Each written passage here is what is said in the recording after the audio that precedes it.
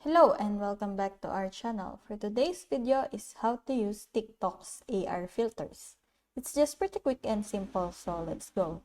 TikTok's AR filters, also known as effects, are a fun way to enhance your videos and engage with your audience. Here's how you can use TikTok AR filters. What you're gonna do is open your TikTok app, then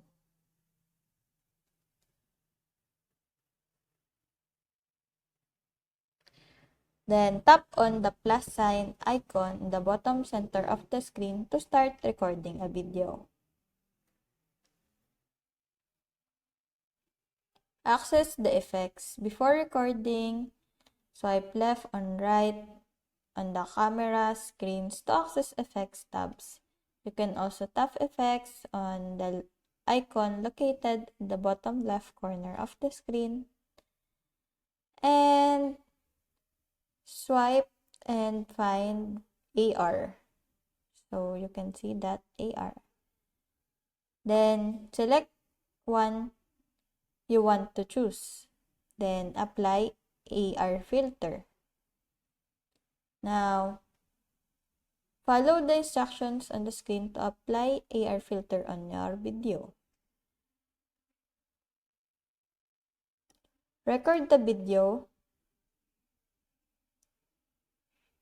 And once you apply the AR filter,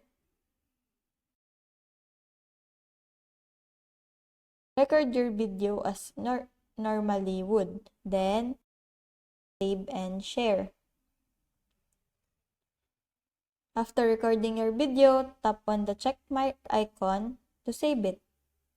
You can then share it with your followers by tapping on the next button. So that's it. With these steps, you can use TikTok's AR filter to enhance your videos and engage with your audience. So I hope that this video helps. If you have any questions or comments, kindly put it in the comment section below and make sure to subscribe and like to our channel. Thanks!